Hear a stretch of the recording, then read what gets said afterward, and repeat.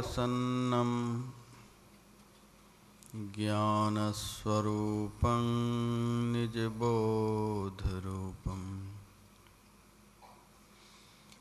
योगेन्द्रमीड्यं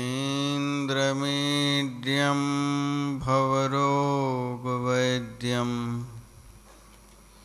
श्रीमद्गुरुं नित्यमहं नमामि।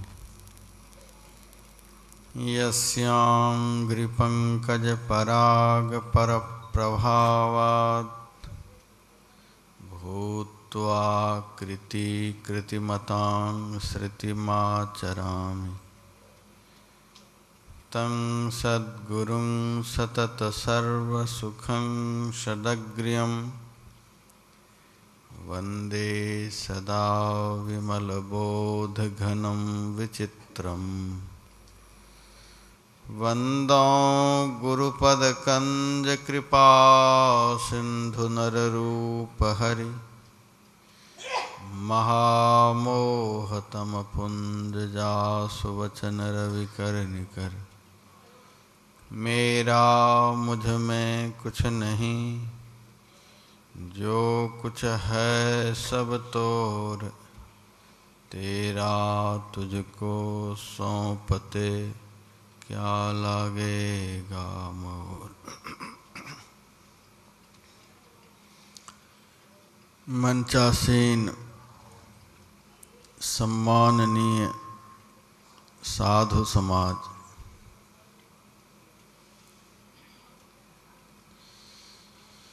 मनुष्य जीवन का सबसे महत्वपूर्ण कर्म करने हेतु पधारे हुए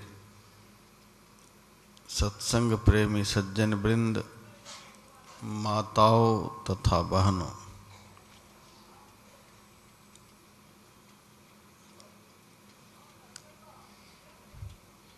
पक्षाह ध्यान एवं सत्संग शिविर का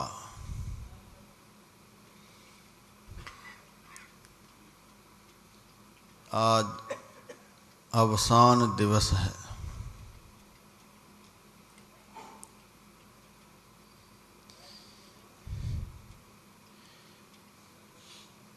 अब हम लोगों की चेतना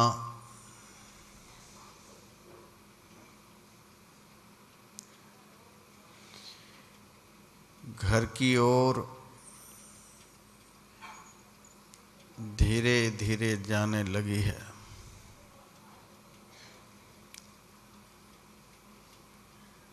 सब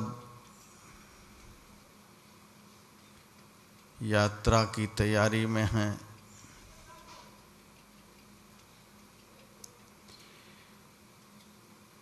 टिकट में ट्रेन का समय अवलोकन कर रहे हैं।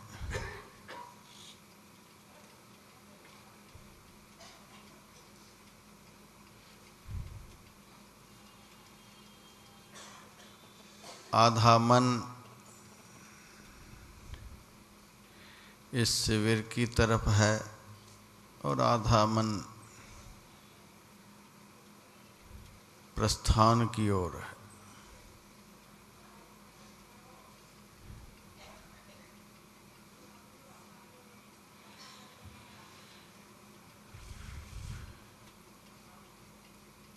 अब आप लोग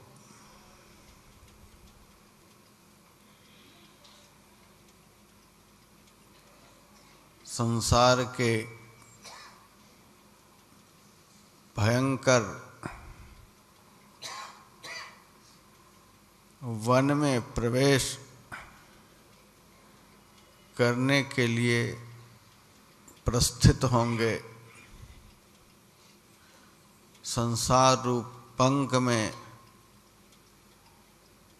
धंसने के लिए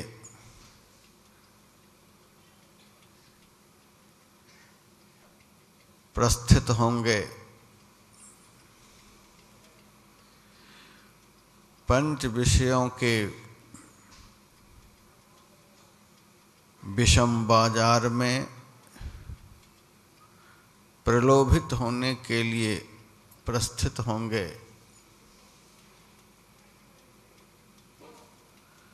और 15 दिनों की समुन्नत चेतना किया हुआ भजन सत्संग,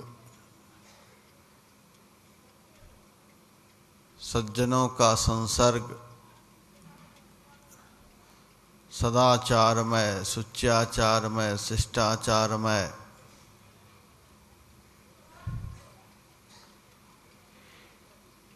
मंगलमय आचरण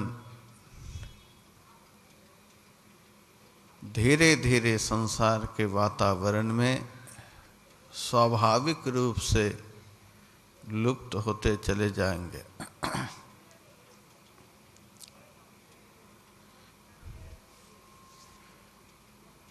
लोग मेरे से कभी कभी पूछते हैं, महाराज सतयुग कब आएगा? मैं कहता हूँ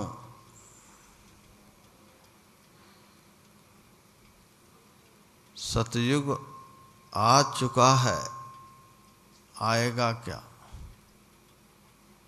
सत्य के वातावरण में जीना,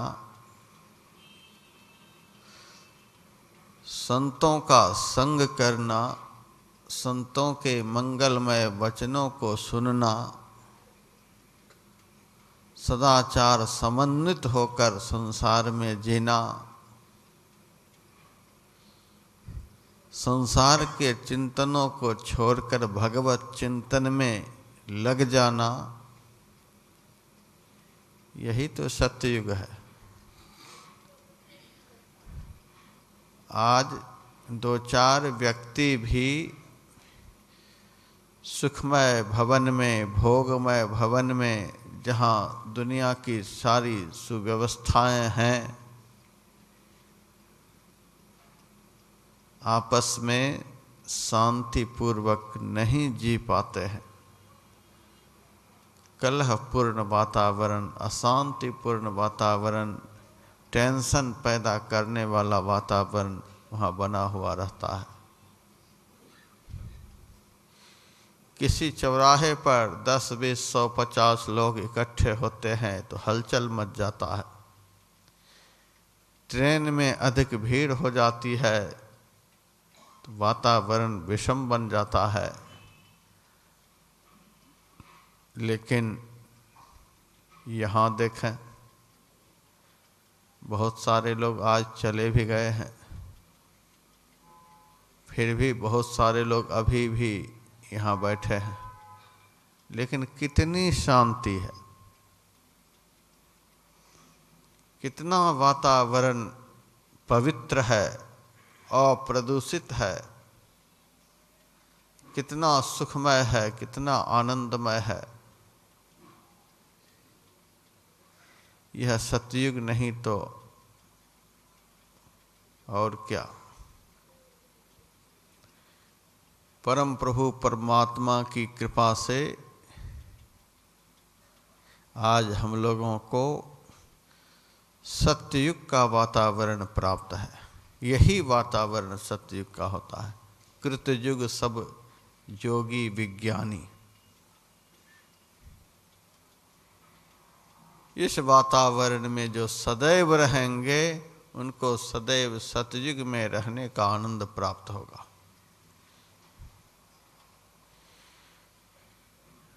परमात्मा से हम लोग आज प्रार्थना करें, हे प्रभु मेरे जीवन में अब आज से ऐसा ही वातावरण बना रहे।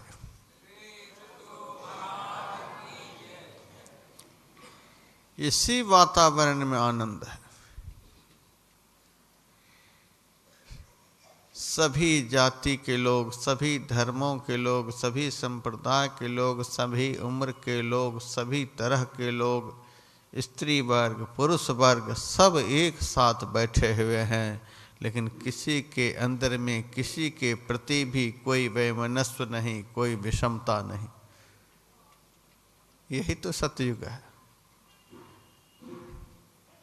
जहाँ जाति के लिए, जहाँ स्त्री पुरुष के लिए, जहाँ निर्धन और धनी के लिए, जहाँ ज्ञानी अज्ञानी के लिए आपस में वैमनस्य हो, तकरार हो, वहाँ क्या शांति मिल सकती है? वह कोई जीवन है? राष्ट्रपति का पद भले ही दुनिया में सबसे ऊंचा है, प्रधानमंत्री का पद भले ही दुनिया में बहुत बड़ा है, मुख्यमंत्री का पद भले ही राज्य में सबसे बड़ा है,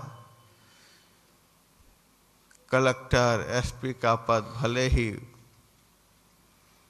प्रशासनिक क्षेत्र में बहुत बड़ा है, लेकिन उनके समीप बैठ करके, उनके अंदर में प्रवेश करके देखें वे कितनी शांति में हैं, वे कितने खुश हैं, वे कितने प्रसन्न हैं, बैठने से पता चलेगा। मैंने बतलाया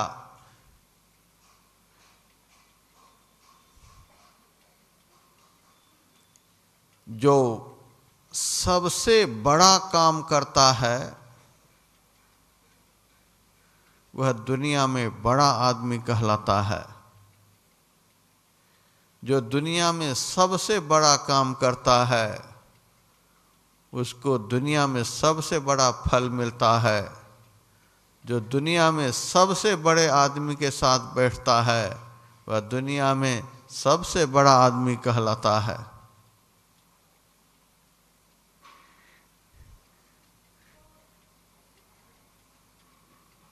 जो दिन रात झूठ बोल रहा है, जो दिन रात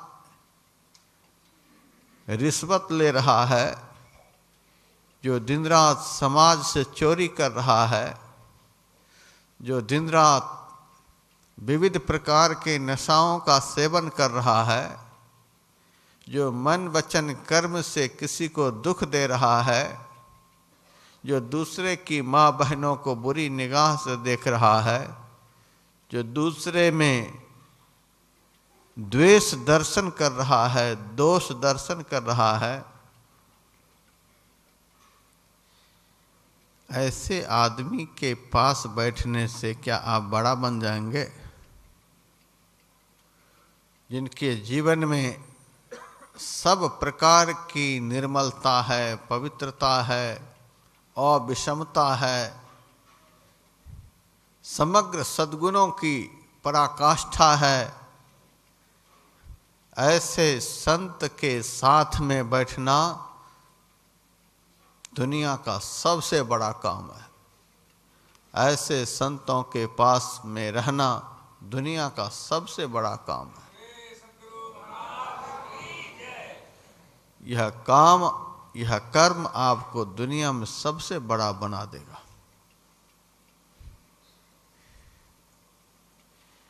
और इस काम का फल दुनिया का सबसे बड़ा फल दिलाएगा। दुनिया का सबसे बड़ा फल क्या है? सखा परम परमार्थ येहु। परम अर्थ अर्थात परम अर्थ परमात्मा, यह संत का संग आपको परमात्मा रूपी फल प्रदान करेगा। संत ही भगवंत से मिला सकते हैं, भगवती आनंद प्राप्त करा सकते हैं। इस संग का फल भी सबसे बड़ा है जो आप लोगों को मिलेगा। दुनिया का यह सबसे बड़ा काम है। शास्त्रों में राष्ट्रपति का संग करना यह बहुत बड़ा संग नहीं बतलाया गया है। चक्रवर्ती सम्राट के साथ में रहना यह बहुत बड़ा सत्कर्म नहीं है, लेकिन शास्त्रों में लिखा हुआ है जीवन में संत का संग मिल जाए वह सबसे बड़ा काम है। आप बहुत बड़ा काम कर रहे हैं जो सत्संग में बैठे हैं। यहीं बैठने से अर्थ, धर्म, काम और मोक्ष ये चारों पुरुषार्थ प्राप्त होते हैं। सबसे बड़ा यह काम है और इस काम का सबसे बड़ा फल है और सबसे बड़ा काम करने वाला दुनिया में सबसे बड़ा बनता है। राष्ट्रपति के बगल में जो बैठता है वह भले राष्ट्रपति नहीं हो, वह बहुत बड़ा आदमी माना जाता है। प्रधानमंत्री के बगल में जो बैठता है वह भले प्रधानमंत्री नहीं हो, वह दुनिया में बड़ा आदमी माना जाता है। जो बड़ा का संग करता है वह भले ही उस पद पर नहीं हो, लेकिन दुनिया की निगाह में वह बड़ा माना जाता है। अभी आप लोग किन के साथ में बैठे हैं? नारद जी ने भगवान से एक बार पूछा, भगवान आप कहाँ रहते हैं? भगवान ने कहा, नाहम बसामि वैकुंठे, नारद मैं वैकुंठ में नहीं रहता हूँ। योगी नाम हृदय न वै, मैं योगियों के हृदय में भी नहीं रहता हूँ। फिर महाराज रहते कहाँ हो? भगवान ने कहा, मद भक्ताः यत्र गायन्ति तत्र तिष्ठामि नारद। हे नारद, मेरा भक्त जहाँ मेरा गुणगान करता है, मेरी चर्चा करता है, मेरे विषय में सुनाता है, मैं वहीं पर निवास करता हूँ।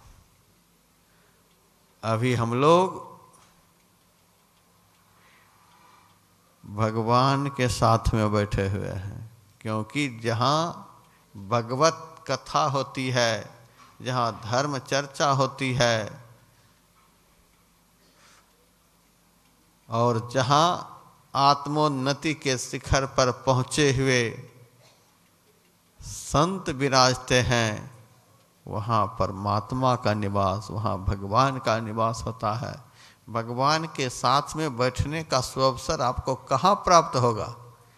सत्संग को छोड़कर कहीं भी नहीं। और भगवान से बड़ा दुनिया में कौन हो सकता है? विष्णु पुराण में लिखा हुआ है, ऐश्वर्यस्य समग्रस्य, समग्र ऐश्वर्य जिनके अंदर विराजते हैं, धर्मस्य, धर्म के सारे लक्षण जिनमें परिलक्षित होते हैं, यशः, सारी सृष्टि में जिनका यश है, कीर्ति है, नाम है, श्रियः, लक्ष्मी जिनके चरणों में लौटती हैं, ज्ञान वैराग्योश्चैव, समग्र ज्ञान जिनके अंतःकरण में विराजते हैं और वैराग्य की आग जिनके अंतःकरण में निरंतर धधकती रहती है, शरणाम भग इति ऋणा, ये छहों भग से समन्वित को भगवान कहते हैं। इसी को भगवान कहते हैं जिनमें इतने सारे गुण होते हैं। तो भगवान से बड़ा कोई संसार में हो सकता है? इतने गुण किसी मनुष्य में हो सकते हैं? किसी में नहीं, भगवान में, परमात्मा में। परमात्मा के साथ में अभी हम लोग बैठे हुए हैं। अभी हम लोगों से बड़ा दुनिया में कौन हो सकता है? इसीलिए तो संत कबीर साहब ने कहा, राम बुलावा भेजिया दिया कबीरा रोय, और जो सुख साधु संग में सो बैकुंठ न होय। तो भगवान के साथ में रहना भगवान के चिंतन में डूबे रहना, भगवान के भजन में लगे रहना, भगवान में अपने मन को लगाए रहना,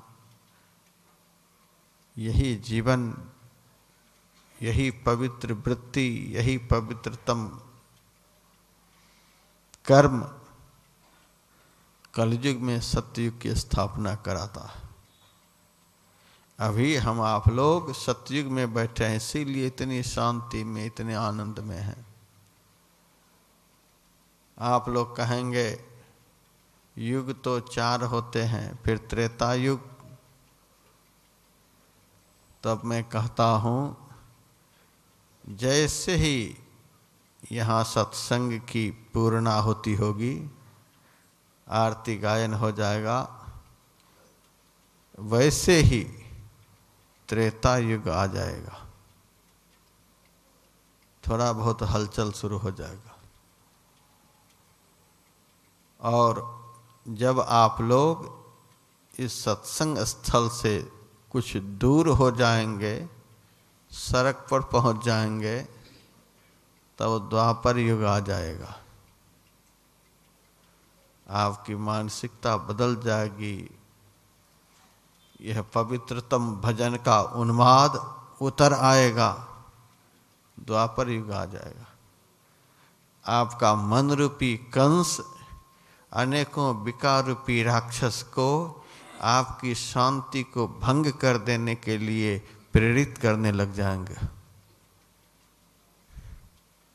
जब आप यात्रा करते हुए अपने अपने घर पहुंच जाएंगे, फिर तो वहां पता चल ही जाएगा कौन सा युग चल रहा है। कलयुग आ जाएगा, कलह पूर्ण वातावरण में जीना। चाय भी हम शांति से नहीं पी सकेंगे, रोटी भी आनंद से नहीं खा सकेंगे, नींद भी आनंद से नहीं ले पाएंगे, आपस में एक साथ शांति पूर्वक बैठकर बातचीत भी नहीं कर पाएंगे। अशांति पूर्ण जीवन जीना, यही तो कलयुग का वातावरण है। आज अवसान दिवस है, सतयुग से कलयुग की ओर हम आप लोग सफर करेंगे। लेकिन यदि भगवान के 2 निर्देशनों को हम अपने मानस में बिठा लेंगे, मानस में बसा लेंगे, तो यहाँ से घर जाने के बाद भी वे भगवान के पवित्रतम निर्देश आपके जीवन में कलयुग को प्रवेश नहीं करने देंगे। आपका घर स्वर्ग बन जाएगा।